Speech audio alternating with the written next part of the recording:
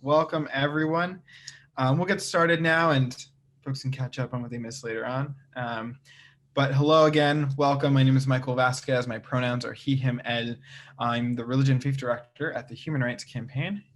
I am a queer Catholic, so this conversation today is near and dear to my heart, but I'm really excited about this brilliant panel of folks we have here. And no, it's been a challenging and complicated week for a lot of folks, particularly as it pertains to this conversation around LGBTQ inclusion in the Catholic Church. And so I'm grateful for the folks who are joining us to listen in, to ask questions, and grateful for our panelists who are willing to engage in what is not an easy conversation. With that, I'd like to introduce everyone just briefly. I'll have them introduce themselves, but we can start with Marianne. Would you introduce yourself, where you're coming from, and who you're representing? Hi, everyone. Thanks for being here. I'm Marianne Duddy-Burke. I use she, her, hers pronouns. I am coming from Boston, Massachusetts, where I serve as the Executive Director of DignityUSA, and we're really proud to be joining with HRC to present these 3 webinars through the rest of Lent. So welcome. Thank you, Marianne. How about you, Jacob? All right, I'm Jacob Flores. I represent, I'm on the leadership team for Vine and Fig Collective, vineandfig.co. I'm based in Dallas, Texas, and it's just a blessing to be here with all of you. I'm excited. Thanks, Jacob. Thank you. And Father Jim. I'm Jim Martin. I'm a Jesuit priest. I work at America Media. I'm also a consultant to the Vatican's Dicastery for Communications. I wrote a book on LGBT Catholics called Building a Bridge. Really grateful to be with HRC and with Dignity. Grateful to Michael and Marianne, who do such wonderful work. And I'm also a big fan of Vine and Fig. So really happy to be here with everyone. Well, thank you. And so to get started with the easy stuff, this Monday, Vatican issued a statement. We could get into the nuance of what kind of statement this is. We have a priest on the line, so he could, explain and teach us all more specifically. But the Congregation for the Doctrine of the Faith released this letter in response to a question about whether or not the Church has the power to give the blessing to unions of persons of the same sex. In it, it says, in short, no. But some particular lines that stood out to a lot of people on social media, a lot of comments on Twitter, on Instagram, and in a lot of the coverage in response to the release of this letter was, for the above mentioned reasons, it states, the Church does not have and cannot have the power to bless unions of persons of the same sex in the sense intended above. It distinguishes church teaching, church's traditional teaching, and says that people, same-sex couple cannot be recognized or blessed in such capacity, that the Church doesn't have the authority. However, what I find personally interesting, right, is the Church has a history of engaging in some particular activities that were also indeed sinful, and yet it blessed. This week, we heard from the Jesuits would be providing reparations in the amount of $100 million to descendants of enslaved folks that were owned by the Jesuit order, and thus owned by the Church. The Church, in many ways, went above and beyond to condone slavery, the enslavement of Africans and indigenous peoples, and the colonization of much of the known world at the time. That was blessed. That endeavor had the blessing all the way up from the Pope. And yet we are faced with this letter that states that 2 people in a consensual, loving relationship cannot have that union blessed. And so, for the obvious reason that weighs difficult on a lot of LGBTQ folks who want to remain part of the Catholic Church, because we believe that this too is our home, that this too is our faith, This too is what we were raised in, or what we converted into because of the testimony of the life of Jesus and of the saints. And with the history, right, that we've had over the last 8 years of Pope Francis's ministry as Pope, there's been a lot of statements, right, that seem to be more pro-LGBTQ, right, seem to be creating a space for grace, space for inclusion. And so my first question, I'm going to pass this to Father Jim. My first question is, like, what does a statement like this do? Could you provide some context for it? Yeah. In the face of like all of the Pope's statements. Yeah. So a little context. I apologize if I go on for a little too long, but just to give people an idea of where it came from. And I know Marianne and Jacob could do this just as well. So the background is the German Bishops' Conference is having a synod, which is a big sort of countrywide meeting of the church. And they have been very outspoken in a good way, the German bishops, about the possibility of priests blessing same-sex unions. Okay, so that's been very much on the table, and not in a kind of sort of oblique way, but bishops have come out and said this. Someone sent to the Congregation for the Doctrine of the Faith, which is the Vatican's sort of watchdog group, for faith and morals and theology, what's called a dubium, meaning like a doubt, and asking them a question. Now, the key thing is that they get a lot of these dubia, right? I mean, people saying, what about this? What about that? They chose to respond to this one. And the dubium was that question you asked, Michael, can priests bless same-sex unions? They issued on Monday what's called a responsum, which is their response. And it went far beyond what they do, which is, yes or no, right? I mean, it's usually pretty brief. And they went into this long discussion, which had some really problematic phrases like God does not and cannot bless sin, really that were offensive to people. The follow-up is that one of our reporters, Jerry O'Connell, who's our Vatican correspondent, said that the Pope apparently was rushed by the CDF to sign this. And that's been confirmed by a number of people.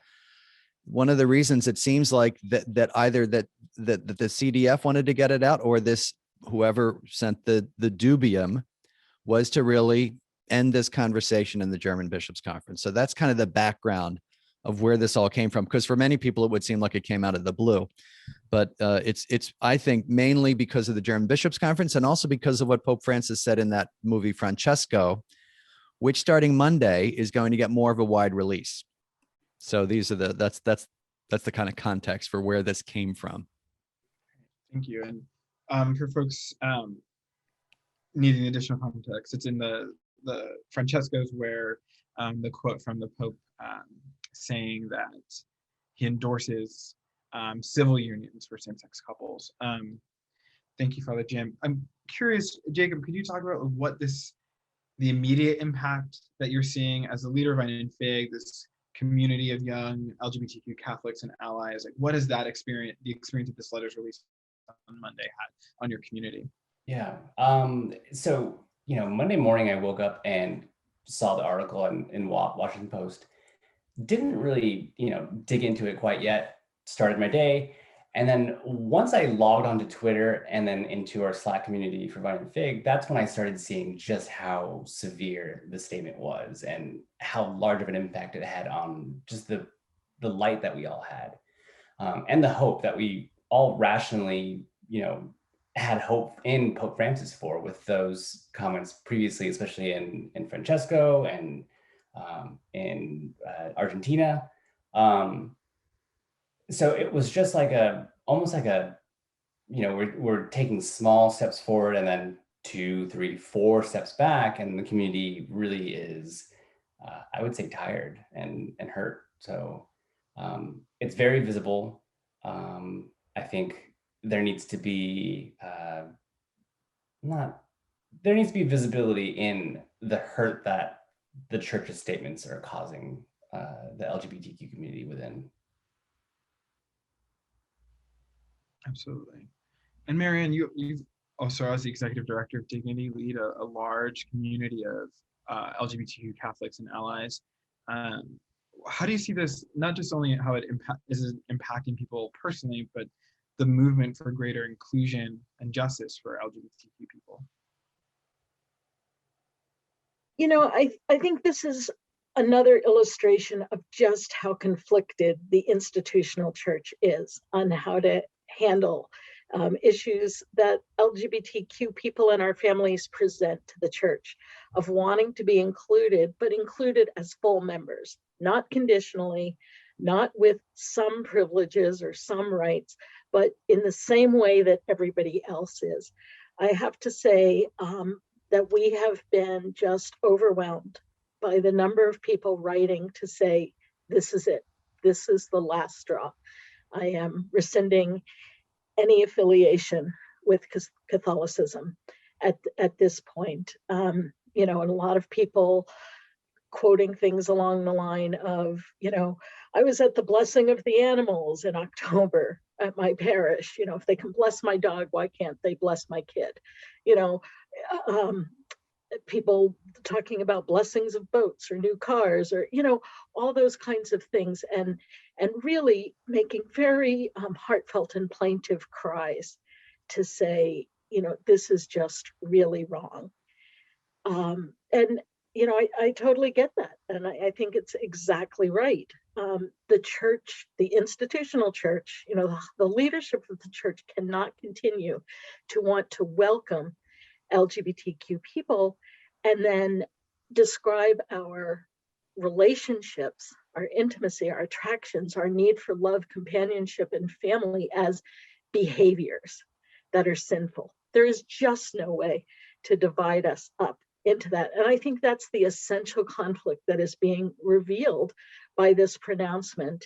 And I just really, you know, want to thank all of the people of the church, particularly the parents who have been coming forth. You know, there was a very powerful letter from parents in Italy that has been released. Our own Families with Dignity just this morning developed a fabulous statement that's going to be coming out.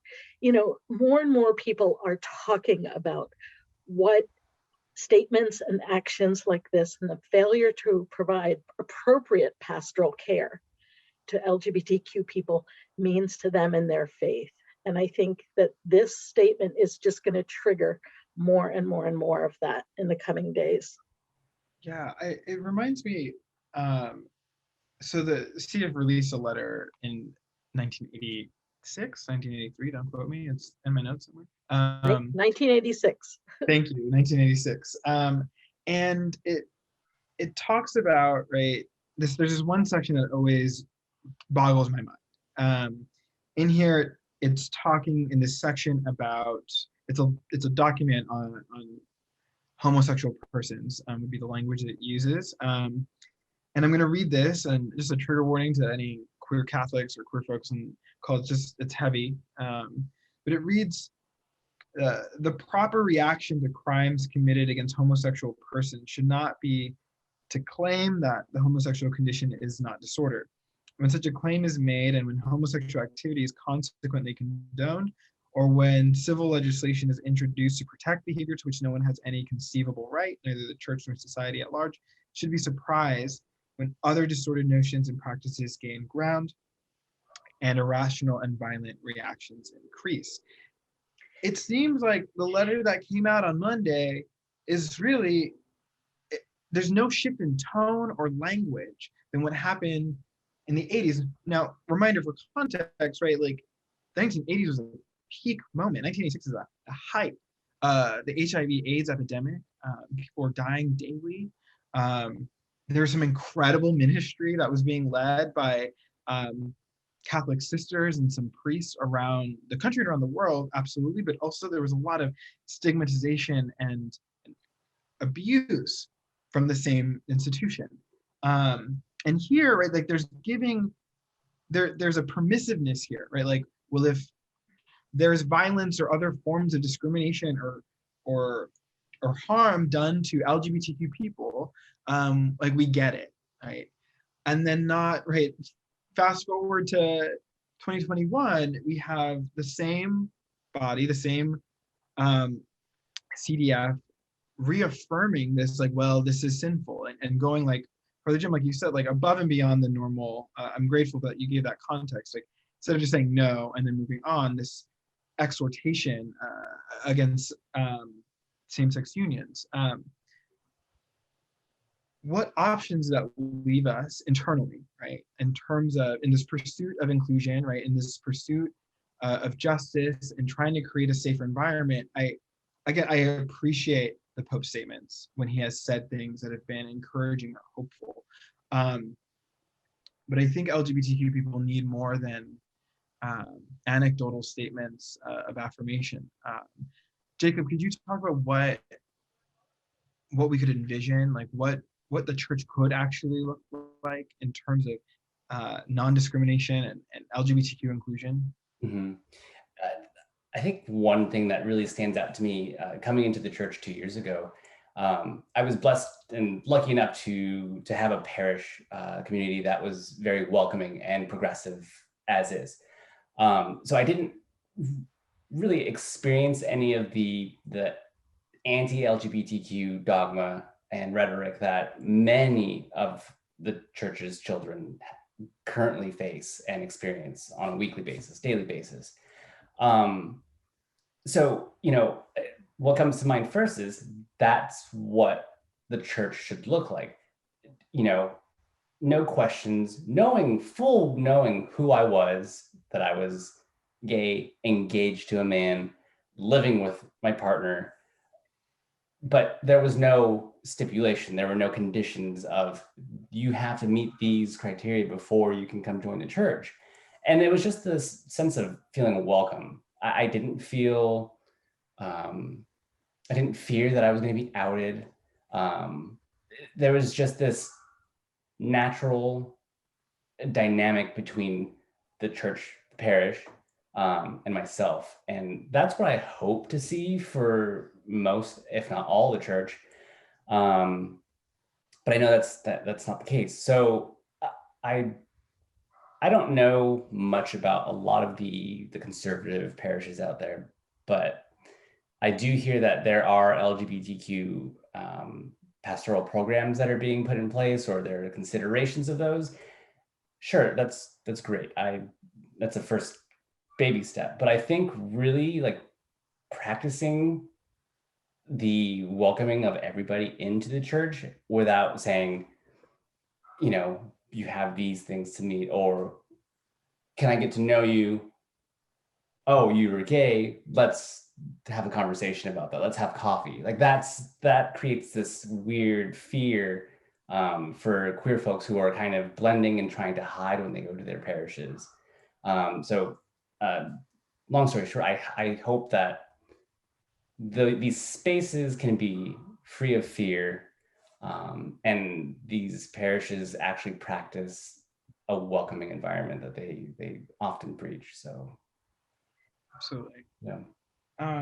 Father Jim, I'm curious off of that, like what the church is teaching, what the church is teaching is, right? And changing church teaching is a whole other conversation, right? Like a whole other beast to tackle. But I imagine there are steps, local parishes like Jacob alluded to, and we all have seen in our own like experiences. There are parishes that have made steps towards more inclusion. What do you think is possible on a broader institutional level in terms of moving things forward? That's a good question. I mean, I like the word that Marianne used, which was conflict. There's a tremendous amount of conflict in the church. You see it a little bit in that document from Monday, where they say there are some positive elements, to these relationships, which of course, in the context of the document makes no sense, right? I mean, because if they're going to say these relationships are sinful, it's almost, they know that they need to sort of try to be pastoral, but they don't seem to be able to do it. And I think that's the conflict here. My experience is, and I'm glad I didn't know, Marianne, about the Italian families, and I'm glad to hear Dignity is coordinating. I tend to think, I may be wrong, but I tend to think that the thing that really converts people, and especially, the people who are in power now, are stories and are getting to know LGBT people. And I think one of the things that's happening is that you have people like Pope Francis, you have people, I mean, I won't name them all, but different bishops, who have come out in the last couple of days who know couples. Right. And so the Bishop of Antwerp, Bishop Bonney, said, I know couples who are like this, and that just changes people. And I think, as Jacob was saying, the more that people can participate in the life of the parish, and unfortunately, the onus is sometimes on the LGBT person to kind of, be the leaven in the community, the more these stories are going to change people and are going to change bishops. And I think one of the differences now, and that gives me a lot of hope, even in the midst of this kind of 4 steps back, for this document, is that I meet more and more bishops these days, and maybe you guys do too, who have gay nieces and nephews, and it just changes them, right? Now, that doesn't mean we don't push in other ways as well, but I think sometimes that the best thing that the LGBT community can do, in terms of, moving the church ahead, is to be out, right? Is to be out with everyone, right? And so that's how I think stories really change people, right? And I'll tell you a very brief story. I was out with the bishop a couple of years ago who was kind of vetting me about my book, kind of an official vetting. And it was pretty, blunt, but he was very kind. But at the end, he said, okay, now I kind of get what you're trying to do. Now, he said, let me tell you where I'm coming from. And I think about this when Marianne said conflict. He said, my favorite nephew is gay. And tonight I'm going to be having dinner with a couple that is a support of the archdiocese. So again, there's that conflict. Like, he wants to, make sure that I'm kind of following all the rules, but he has these experiences in his life. And so I hope that eventually that conflict will just break, right? And he'll be able to see these people as full members, of the church. Absolutely.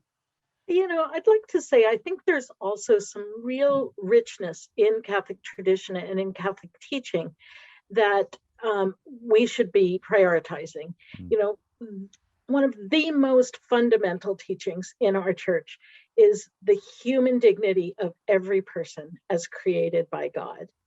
And I think there is so much about the church needing to learn how to live up to its own ideals that is really what's important for the LGBTQ community, because at this point, they're really dehumanizing us. That's really what's going on. If we were accepted as full humans, whether baptized into the church or not, the church would be essential that the church live up to dignity and respect of human dignity.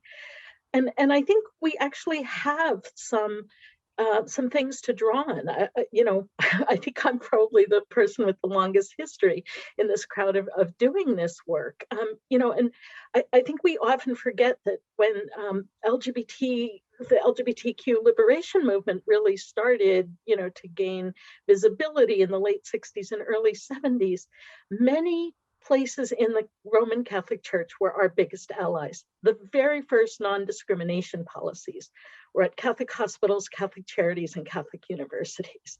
There were parishes, the dioceses all over the country that had LGBTQ ministry programs that weren't courage, that weren't about suppressing our identities or our sexualities, that were really about coming to understand who we were as people and what we needed from the church. And there was a marvelous vibrancy to those programs. There were communities of religious women and men who were regularly offering conferences and events to welcome our community. And, I could go on and on and on. But, there has really been a suppression of that kind. There was a huge battle for sort of the soul of the church, in the same way that, folks in the US are experiencing this battle for the soul of our country at this point. And, the conservatives, traditionalists really won out. And, on issues of gender and sexuality and obedience and structure of the church, a lot of the kinds of liberative movements that we were experiencing got pretty much squashed. So, I think as somebody who believes in resurrection, I know those seeds are still out there. They're still sprouting. There's, plants and trees and everything in various stages of bloom. And, we'll get there. But in the meantime, we need to be holding our church leaders accountable for the tremendous damage that is being done, in parishes, when people need pastoral care, in our hospitals, in social service programs, in the educational programs, where people are not being treated with full respect for our lives and our dignity and our uniqueness. Thank you. I mean, I appreciate that so much, Marianne. I mean, that moment too, right, in history, the 60s, the move of the Spirit throughout the church post Vatican II, or as Vatican II really had its brilliant moment in transforming, right, what the church looked like throughout the world, as liberation theology was supporting freedom movements and liberation movements throughout Latin America, and how that came and helped supported works and movements for liberation, not just queer liberation, but all forms of civil rights movements throughout the United States and throughout the world in that time period. And yet now it seems like, where'd the Spirit go? Right? I used to be a part of a parish in Salt Lake City that one of my favorite things about it was the music seemed to have been trapped in the late 60s, early 70s. Like we hadn't moved, right? Like, and there was such a commitment. Yeah, and there was like such a commitment. It was like, no, because when I felt the Spirit last, it was with this, and we're gonna stay here till it comes back. And you know, there was a tension with like younger traditionalists, so like, why aren't we praying in Latin? Like, but this music, right? Like, this is a reminder. It's a baby sacrament. I'm breaking some, you know, I'm taking some theological liberties here, but like baby sacraments pointing us back to a moment in which God was present. And I believe that remains the same, right? This is me with my very spiritual theological hat on. Like, I believe that God remains, but how do we help, right? Speaking again about what you said, Marianne, the dignity inherent to LGBTQ people, how do we get the church, and this, anyone can answer this, how do we get our church leaders to see that and then do something about it? Because part of my struggle, right, and I know everybody here has had this conversation, has had this struggle in one way or another, is we'll talk to church leaders, whether at the parish level, the diocesan level, or otherwise, who will tell folks in private, yeah, like, I see you, like, I affirm you, like, I don't like it. I don't like what you know, the Catechism says about you. I don't like what some parishes are doing to your community, et cetera, et cetera. We've had that. What do we do to get those folks to display some gospel courage in defense of LGBTQ lives? That's right. Yeah, I think there's some great chat going on. I'm not keeping up with all of it, but I've seen some, you know, some comments. You know, this really rests on all of us, whether we identify as LGBTQ or not. You know, if just as a Catholic who is offended by injustice and who sees the duty and the spiritual responsibility to speak out against injustice, you need to do that, whether it's talking with your local pastor, whether it's sending something to your bishop, whether it means, you know, withholding contributions for a while and sending them to somebody who's doing the kind of justice work you support, whether it is sending letters off to the Vatican, whether it is, you know, claiming your ownership of your faith. You know, there are lots of things that allies need to be doing to work in this. You know, show up for the Pride Parade, even if your bishop says, you know, it's a disgrace and something that is offensive to families. You know, bring your kids, your grandkids to the parades and the marches. In the same ways, you know, that we white people need to stand in solidarity with people of colors in justice marches and efforts. You know, it can't be just left to the folks most directly and most explicitly impacted by these issues. Absolutely. Yeah, and I would agree with Marianne. And I think also the word she used of resurrection, part of it is just continuing and not despairing and looking for signs of the resurrection and pushing on. I mean, we look at the civil rights leaders. I think a lot about the work of Sister Helen Prejean in terms of the death penalty that eventually changed church teaching, among other people. She was working on that, you know, for decades. And it can seem as if, you know, there are steps backward, but I think, and it's hard because it's hard to say to the LGBT person who already feels, you know, marginalized and persecuted in his or her or their own church to say you have to keep doing work. But I think it's essential. And I think one of the things that's changing in terms of particularly in social media, which I think is very powerful, is that I know for a fact that, people in the Vatican are now understand what the reaction to this letter is, right? And in the past, people who write letters to the editor, things like that, it might have taken a while, but people know now. And I think that's all to the good.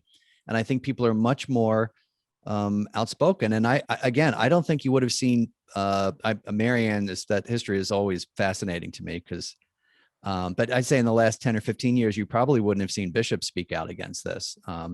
One of my friends who was writing to me saying, so far in the United States, several bishops have stood up. Just yesterday, Archbishop Wester stood up in Santa Fe. The German bishops have basically said very politely, thank you very much for this document. We will continue on with our discussions, right? And so part of it is sort of recognizing that the seeds that are already happening and continuing. I think it's the key for me is not despairing and pushing on, even though it is hard to stay sometimes. And I don't blame people who feel like they have to leave. Yeah. I love what you said, Father Martin, about kind of keeping focus on the seeds that are already put in place. For myself, I find it very difficult coming from the secular world into the church, where I didn't really receive this kind of hatred that I am now receiving in the church. It's easy for me to just say like, oh, well, why did I do this? Why did I convert? But you make a really good point in saying like, there are those movements already happening. And what Marianne said, we need the allies to help us. And so I know it's difficult for allies to maybe take that burden on to amplify our voices, but Jim, you also pointed out social media. I think groups like Dignity, New Ways, Vine and Fig, they're also amplifying those testimonies of our queer, full, fruitful lives. And I think, even if it's not, you're showing your name and your face, we're still able to amplify your experience in the church. And I think hopefully we get people in the parishes to continue doing that, because I think that's where a lot of the change really happens. And people often say, real change is slow change. My husband says that often. And I think, and I tend to agree, but it's in these parishes where these kind of thought bubbles are created and people stay with them. And I think we need to kind of dismantle that and kind of show these stories that, we do belong here in the church. And I think that's happening. I mean, you guys know this as well as I do, but maybe some of the participants, this will help them. Every day I hear from a new parish or a new school, or, we're doing an outreach, we're doing this, how do we do it? And that is growing, right? Because again, as more and more people come out, more and more families are being affected, and more people are being affected, more and more parishes are being affected. And so that is happening, right? Slowly. That trend, I don't think is going to change. People kind of pushing for that. The other thing I always tell people is, again, it's hard for me, it's attention, because you want to hear people's pain, right? And you don't want to dismiss that and say, try to convince them, right, to stay in a place that they feel is marginalizing them and that is marginalizing them. But I always say to them, look, you are baptized, right? You are as much a Catholic as Pope Francis, your local bishop, your pastor, me, anybody. And to sort of really claim that, right? To claim that right. And there's a wonderful line in, I think it's Lumen Gentium in the Second Vatican Council, which I love. I think it's 38 or 49 or something. It says the laity, lay people, by virtue of their competence, and of course, certainly anybody who's LGBT has a competence in this issue, are expected to and are sometimes obliged to express their opinions on matters concerning the good of the church. It's a responsibility to do that. And I think sometimes LGBT people, because they felt so beaten down and not listened to, don't feel that they have as much of a voice as they really do.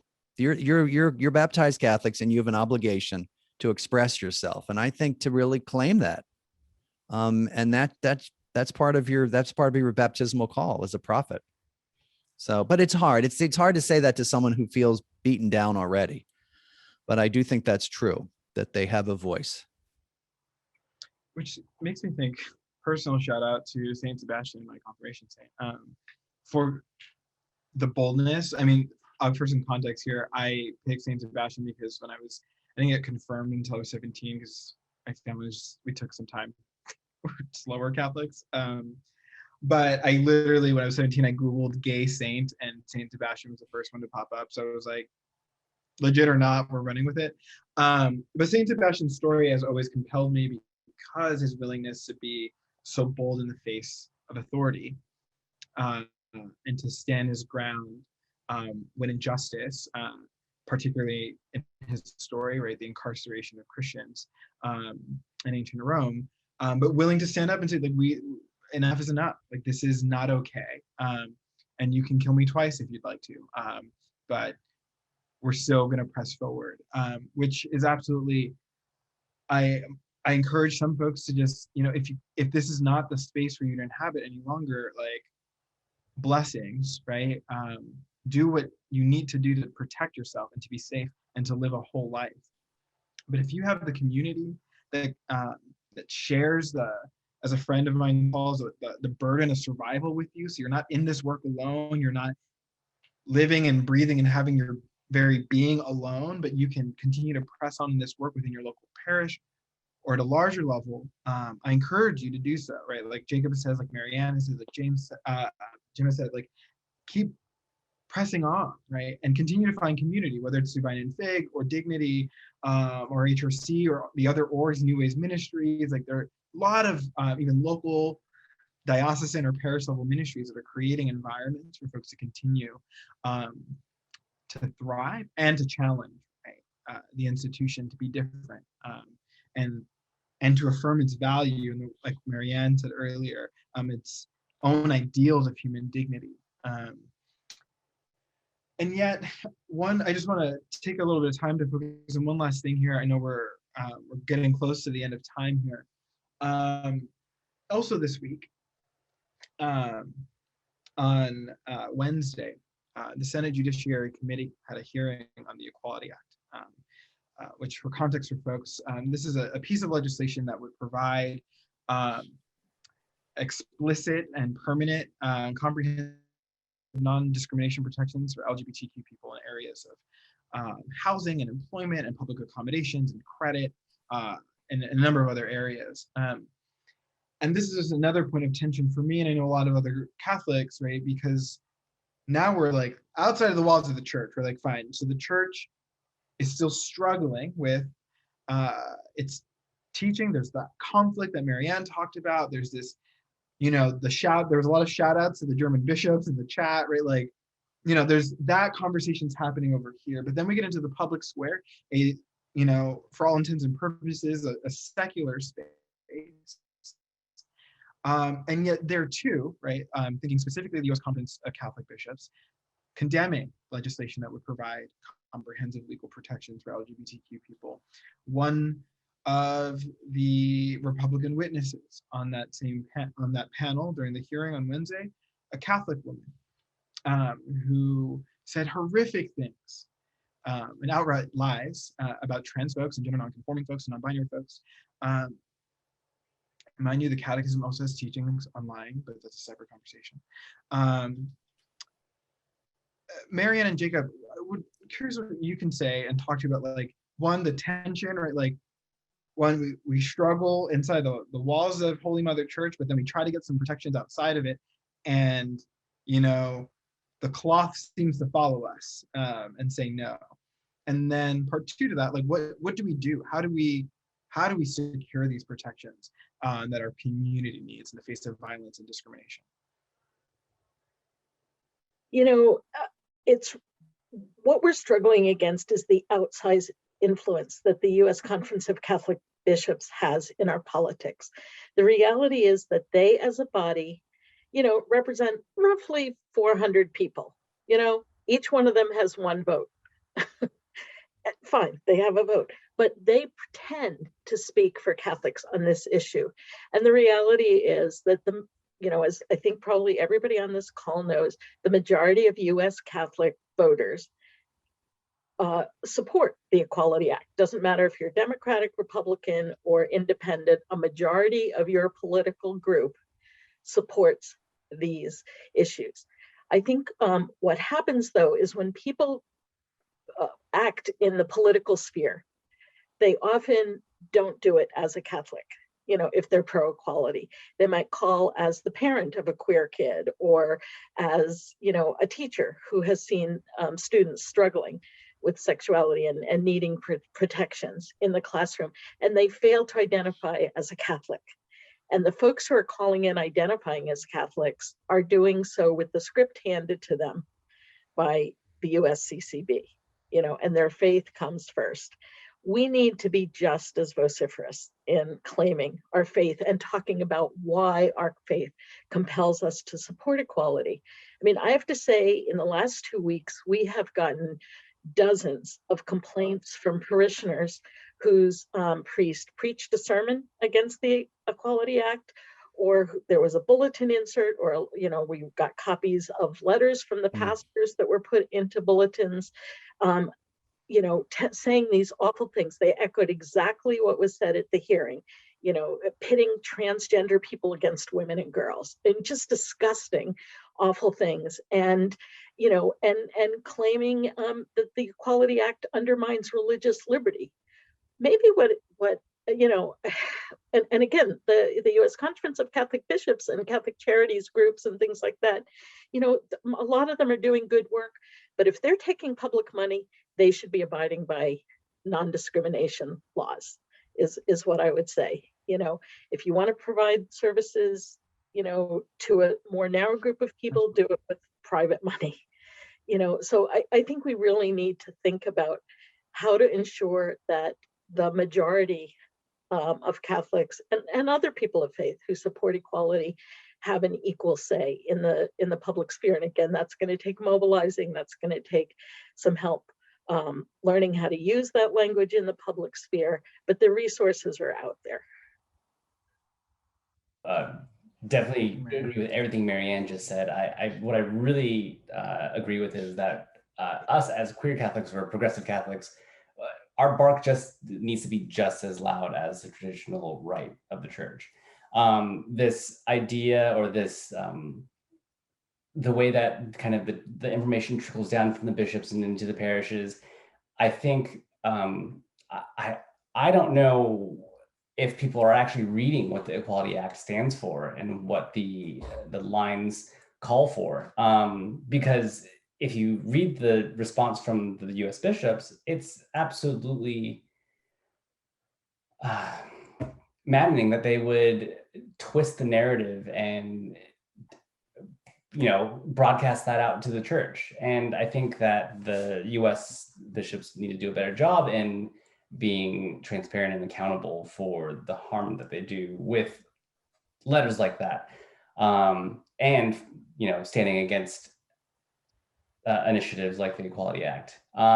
It's really unfortunate that we, as, you know, queer Catholics, are experiencing kind of this onslaught of, you don't belong here, you don't deserve these rights that everyone else does inside the church and in the secular world. And like Marianne said, the church needs to take accountability if they're taking, you know, tax cuts or funding from the government. And I think that, you know, we need to push a little harder, not a little, maybe more, much harder. So it's really unfortunate. I don't know how quickly that is. I know that's a question we always ask and we grapple with, but hopefully it'll happen soon, because I feel like the reactionary responses that we're getting from the right is definitely pulling the church, the US church specifically, into a direction that I don't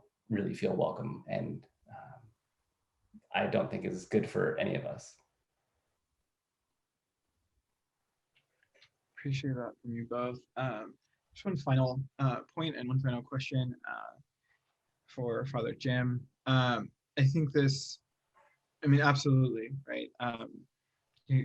No argument for me on what either of y'all have said, and my struggle, right? Like, I'm not welcome, like both of you said, we're not welcome internally, we're not welcome inside, in a lot of ways, right? And then outside, it's still dangerous, particularly for our siblings who are trans or non-binary, or gender nonconforming, and who are also people of color, especially. The epidemic of violence against that community is every year, it seems just to be growing. And this year we're on track to see more fatal violence against trans folks than we saw last year, which was the record year for violence. And so my hope, my longing, right, and what feels like, and I'm thinking of Fratelli Tutti and how Pope Francis spends so much time thinking in this parable of the Good Samaritan, and how it seems like we're on this perpetual road to Jericho, right? And we're clawing our way down the street, and instead of someone coming by and offering us help, it's like someone just kicking us back down. Someone just saying like, no, like, we're definitely not going to help you. Also, how can I make this worse for you? And I'm grateful, super grateful for the queer community and how we've held one another, right? And how we've carried one another. I'm grateful for the co-conspirators and accomplices in justice that have carried us and helped us. But a pastoral question for you, Father Jim, right? And what is the tail end of Lent and this perpetual road to Jericho that queer folks seem to be living in? What pastoral note would you offer as we continue this work and these conversations? Wow. Well, a couple things. First of all, that Christ is with us in this, and I don't mean that in a kind of banal way, but the person you were describing, people who kind of get kicked and beaten, and I mean that's the passion narrative towards the end. He falls 3 times, and people are actually, this always strikes me, when he's on the cross, they're laughing at him too. They come by and they laugh at him on the cross. And so we have, as the person who is at the center of our faith, the center of our church, a person who understands what it is like to be marginalized, persecuted, and beaten, right? And so I think that the LGBTQ person needs to not, sort of think that their lives are only about victimhood, but that Christ is with them in that, and Christ understands that, right? And Christ takes the side of the people who are being persecuted. That's the first thing. The second thing is something you said, Michael. You talked about, people were talking about the church, and different people were talking about different points of light. Like Marianne's group and the Italian families and people that are reaching out to her. And Jacob was talking about his parish, and Michael, you're talking about, places where you felt welcome. That's the church too. So I think when we talk about feeling welcome in the church, I obviously know what everybody means. And certainly after Monday, people feel unwelcome, but the church is broader than just the bishops, right? Or even the priests. And so the church is the people of God. And there are many places where the people of God are welcoming LGBT people. So I think we have to see that. But one of my favorite points about the Good Samaritan story, which I just love, is that the Good Samaritan story is usually seen from the point of view of this. We need to be good Samaritans, right? And we need to, like the Samaritan man who helped the beaten man by the side of the Jericho road, which was it's still there, by the way. It's very twisty and windy and dangerous, right? We need to be good Samaritans. But I think I always like to look at it from the other point of view, which is that the man who is beaten by the side of the road, okay, his salvation depends upon the person he sees as the other. So that the Jews and Samaritans were, at odds for religious reasons. And so this man's salvation depends on this person that he's kind of condemned. And I always think of that in terms of the LGBT person, right? The LGBT person is the person, I think, upon whom the salvation of the church depends, because he is the one and she is the one, and they are the ones that are the outsiders or considered marginalized or considered other, right? And so to see that kind of salvific responsibility, right, of the LGBTQ person in that parable. So it's not simply that we are looking for good Samaritans to help us, but that we're the ones that the salvation of the church depends upon, precisely because we are the marginalized ones, right? The whole LGBTQ community. And I just think to meditate on that, at Easter is really important. And finally, I would just say this: look, the message of our faith, I think, is nothing is impossible with God. Okay, the disciples are locked behind closed doors, right? On Good Friday, they can see nothing good coming, nothing. Their leader has just been executed. It looks like his ministry is done. Holy Friday, Good Friday, Holy Saturday, they are locked behind closed doors. Nothing good can happen. It's over. And Easter shows us something else. And that's why I thought Marianne's, sort of grounding us in the resurrection was really important. That's not Pollyannish. That's our faith, right? That Easter is possible. And so I think that's what we work towards. And I think that's what gives us hope. So for me, I'm speaking personally, for me in this particular ministry that I share with so many people and so many people on this, in this group, and also, you know, and who are participating, is the resurrection. You know, otherwise I would stop. I mean, because, you know, only after Monday, who would want to continue? But it's not about Monday. It's not just about Good Friday. It's about Easter. So I think that's a really important thing to sort of focus on that horizon. Well, thank you for the impromptu homily. Yeah, I'm sorry, a little No, little it's homily. great. No, we love I mean, I know it's not technically a homily because we're not at mass, but like, you know. We call them, in the Jesuits, we call them fervorinas. Oh, I love that. Yeah. I feel like I do a lot of those. But thank you so much. I really appreciate the insight and the wisdom and the brilliance of the three of y'all, and a lot of the great conversation that was happening in the chat. Just a couple things before we close. We'll be back here next week, different panel. And next week we'll be talking more specifically about the experiences of LGBTQ youth.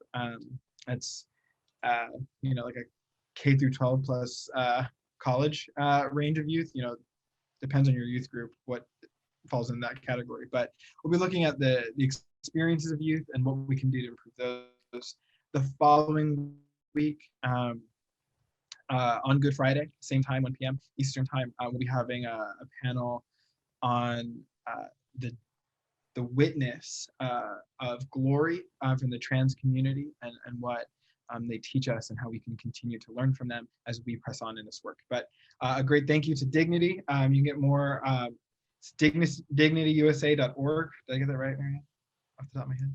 Yes, Brilliant. thank you. And you can go to vineandfig.co for more information on Vine and Fig, and for more updates from us at HRC, you can text faith, all caps, to 472-472. And Father Jim's on Twitter. Twitter, Facebook, Instagram, everything. It's great. Well, I appreciate you all, and I hope everyone can get a restful weekend. And we'll see you next week. Thanks all. Thanks, Michael. You, Thanks, Michael. everyone. Thank you, guys.